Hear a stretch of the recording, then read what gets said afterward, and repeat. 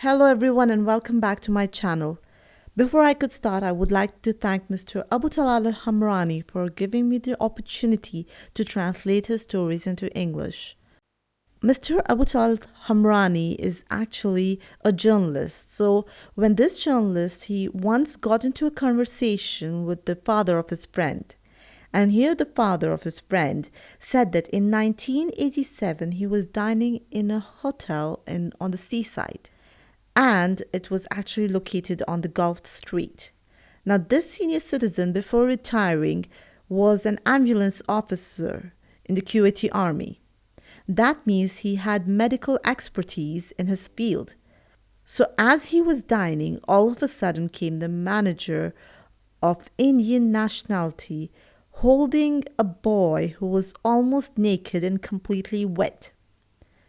The manager here started screaming if there was any doctor or physician, and upon listening, the man hurried as fast as he could, and he discovered that the boy was dead or had been dead for maybe hours.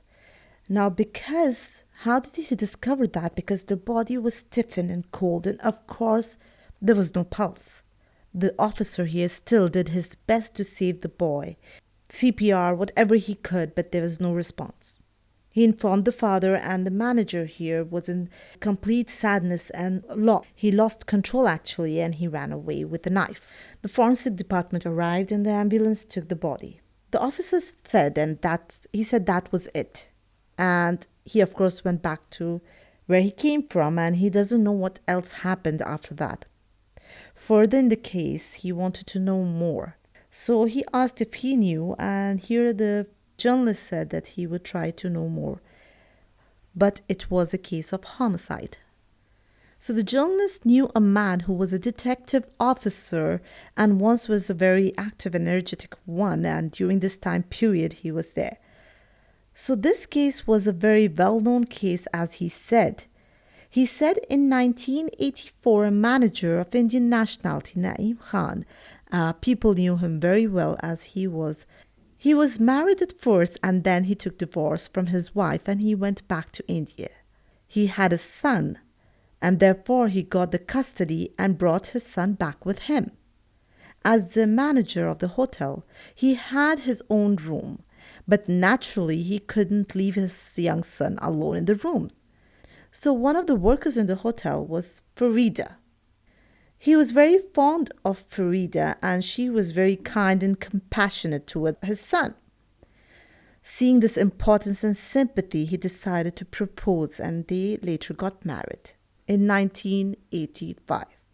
At first, life was perfect, and as time went by, Farida said she wanted to have kids, but Naeem refused because he was not prepared, I would say. But then they got into fights and arguments, which became more frequent. He was sick of what was happening, and so he decided to fire her from the hotel, and therefore she had to go back to India. She was devastated, but then she decided to wait for a time period and come back to Kuwait. She came back, and after months, she made her way back to the hotel and begged Naeem to take her back, claiming that she liked him and his son and cannot live without them. But he was overtired of problems, so he was honest that he couldn't take any more responsibilities. She kept on disturbing, so he called out the security to make her out, and later he called the cops too.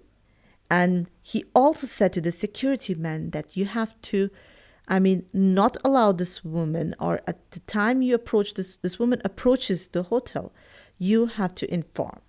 She got in contact with her friend Alice, who was also her co-worker, and asked her if she could stay in her apartment. She got into the conversation with Alice and said her that she started complaining and with the troubles she has been through and the time she has wasted. A part of her life has been gone with this man, and now he doesn't want her. Alice said, "Why don't you take a revenge?" She explained why she couldn't poison him. Naeem wouldn't let her in, how would she poison her? That was her question to Alice. Alice here said, I'll do that for you. But of course, she had to pay her. So they decided that she would pay her 500 KD. Alice here agreed upon that, and she tried her best to poison Naim, but she couldn't. So she said that she went back to Farida and she said, I cannot do it. Upon listening, Farida said that then you have to give my money back. But Alice said, wait, I have another extremely superb idea. And she asked, what was your idea now? She said, why kill him if you could intensely break his heart? She said that we'll enter his room and kill his son. Now in 1987, Alice and Farida entered the hotel from the emergency escape ladder. The father actually asked the boy not to open the door, no matter what. But the boy, upon listening to Farida's voice, did open the door. Alice and Farida got into the room. And the boy was actually very happy to see Farida. She said that, why don't I give you a bath? And previously she did, so the boy agreed upon it, and she asked him to take off his clothes. But the moment he got closer to the bathtub, he thought that something was wrong, so he started panicking. But here Alice was holding his mouth, and Farida started drowning the boy until he died. As soon as they finished killing the boy, they made sure that he was dead. Alice was the first one to leave. She left from the emergency ladder, and when Farida, after Alice leaving, Farida, when she was leaving, the ward supervisor recognized Farida. And she knew that Naim has expelled Farida and has also asked the security to make sure she doesn't enter. So what was she doing there? So she caught her and she found that her clothes were wet. She asked her that what she was doing, or what was she up to. Farida said that I was here to collect some papers which I have forgotten in my room, and therefore I entered the room, and here Naim was taking a shower, and as he gave me the papers, of course my clothes got wet. But that was not enough, so the ward supervisor immediately went to Naim and she said, did you meet Farida? He said no.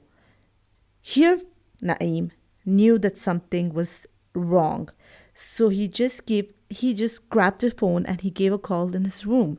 No one answered. Here he ran to his room and he found his son dead in the bathtub.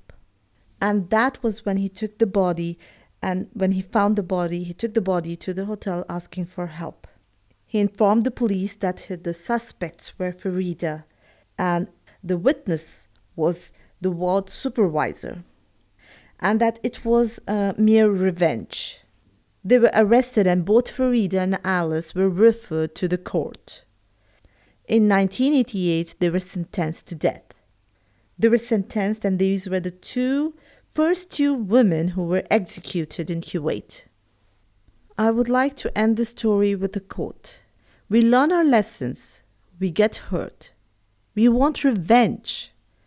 Then we realize that actually happiness and forgiving people is the best revenge. But some people even don't know what forgiveness is. So they end up like many other criminals in every story or in every crime story. Thank you for listening.